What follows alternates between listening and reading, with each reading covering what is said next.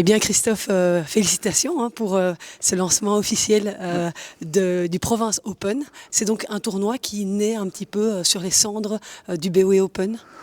Oui, enfin, en tout cas, on ne voulait pas en rester là. Voilà, l'annulation en 2025 nous a tous touchés dans l'organisation et on voulait remettre un peu ça sur la table. Et aujourd'hui, on est très content en fait de cette version ici à Liège en extérieur. Alors ce sera justement la deuxième semaine de Wimbledon, donc du 5 au 12 juillet. Pourquoi c'est une semaine stratégique dans le calendrier? C'est une semaine stratégique parce qu'en deuxième semaine d'un Grand Chelem, beaucoup de joueurs ont été éliminés prématurément et cherchent à avoir des matchs, ou sinon ils sont sans match pendant plus de 10 jours. Ouais. Et donc c'est l'occasion vraiment d'aller chercher des bons joueurs qui vont relever le tableau.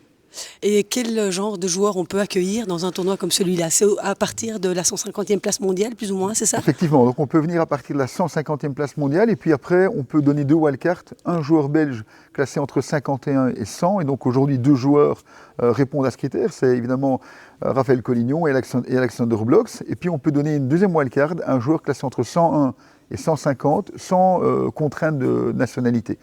Et donc ça, plus tous les joueurs qui peuvent déjà venir, donc on va avoir du très très beau tennis et 150e mondial aujourd'hui, c'est déjà un très beau niveau. Il y a aussi des joueurs qui ont été blessés et qui cherchent à gagner des points et qui ont été des fois bien plus hauts. Et puis il y a aussi c'est l'occasion de voir en fait la nouvelle génération qui vient. On a souvent des joueurs des 18-20 ans qui sont des joueurs déjà d'un très très bon niveau et qui seront sans doute top 50, top 100, top 50 dans les années à venir. C'est une première pour un Challenger 50, c'est une nouvelle catégorie qui n'existait pas encore. Ça se situe entre le circuit ITF, qui est un peu la 3e division, Oui. et la 2e division, donc Challenger, et c'est le premier niveau Challenger, c'est bien ça? Exactement, donc on est vraiment dans le premier niveau des tournois de Challenger. Notre ambition, c'est évidemment de le faire monter. Et si possible dès l'année prochaine en 75, où là on aura évidemment moins de restrictions sur les joueurs, puisqu'on pourra attirer tous les joueurs à partir de la 51e place. Et donc ça, ce sera vraiment une évolution importante. Mais donc pour cela, il faut que l'édition 2026 se passe pour le mieux. Alors tu as parlé de Gauthier Auclin, mais on pourrait rêver aussi d'avoir un David Goffin qui vient faire ses adieux sur cette terre à Oui, Liège. effectivement. Donc, voilà, moi, je suis quelqu'un qui est très admiratif de la carrière de David Goffin. Et je trouve que pouvoir célébrer cette magnifique carrière ici à Liège, sur cette terre et même dans son club, ce serait évidemment magnifique pour tous les fans de tennis. La province de Liège, est-ce que c'est une terre plus propice voilà, au développement de ce genre d'événement tennis? La province de Liège est une province qui est très active, hein, donc c'est la plus grosse fédération pour la fédération francophone. Ouais. Et il y a beaucoup de joueurs qui ont éclos au niveau international et qui viennent de Liège. Et donc c'est véritablement une terre de tennis et c'est la raison pour laquelle on est aussi venu ici à Liège. Le tournoi ne se déroulera pas ici à la province Racket Arena de Huy, il se déroulera au RTC Liège. Oui. Pour quelle raison? Mais en fait, en Belgique, pour avoir des terrains aux normes, en fait, on est dans des dimensions plutôt avec des zones de recul de 6 mètres. Or, pour jouer en tournoi international, il faut au moins 6 mètres 36 ou 6 mètres 40. Et donc, effectivement, il y a peu de clubs qui peuvent accueillir ce type d'événement. Et le RTC Liège est un club où on a des zones de recul très importantes qui répondent aux normes internationales. C'est un magnifique club. Et donc, c'est la raison pour laquelle on a fait le choix d'aller là-bas. Combien de personnes peuvent circuler autour du site du RTC Liège? Est-ce qu'on sait la capacité? La capacité d'accueil, Oui. elle n'est pas encore définie, mais Okay. on voudrait, parce qu'on doit encore avoir quelques réunions techniques, mais c'est vrai qu'on voudrait approcher les 800 places sur le cours central. Il y aura 3 tournois Oui. aux alentours de cette période, ce qui est bien pour Oui. les joueurs qui ne cherchent qu'à jouer devant leur public et surtout de ne pas dépenser trop d'argent. Effectivement, donc pour les jeunes joueurs belges et pour les joueurs belges qui sont dans ces catégories-là, il y aura 3 tournois d'affilée, donc un premier au Léo, un deuxième à l'Argaillon-en-Nivelles et puis un troisième à Liège et on terminera avec un Challenger 50. Et vous avez l'intention de récompenser ceux qui ont performé sur les tournois ITF belges? Et effectivement, donc le joueur belge qui est non qualifié pour le tournoi et qui fait les meilleurs résultats sur les 2 tournois ITF 25, le meilleur joueur recevra une wildcard pour le tableau qualif.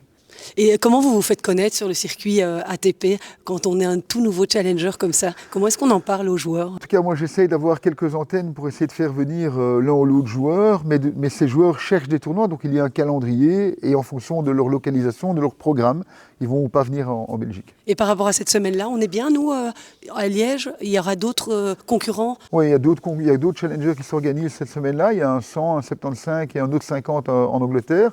Au moins ces trois-là en tout cas.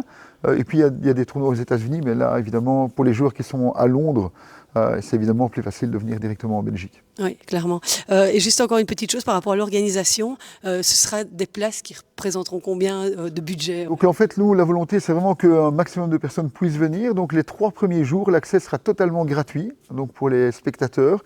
Et à partir du mercredi, il y aura un tarif de 15 € qui augmentera de 5 € par jour jusqu'au dimanche où on sera à 30 €.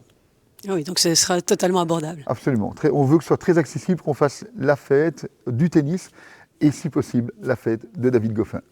Et des bénévoles, j'imagine que vous allez en rechercher pour venir organiser. Ce sera la fête du tennis de toute la province de Liège? Oui, effectivement. Donc si des joueurs ou des jeunes ou des personnes plus adultes veulent venir et vivre une expérience quand même un peu particulière, s'ils aiment le tennis ou pas, ils sont évidemment les bienvenus comme dans toute l'équipe des bénévoles qui travaillera pendant la semaine. Le budget d'un tel tournoi, ça représente quoi?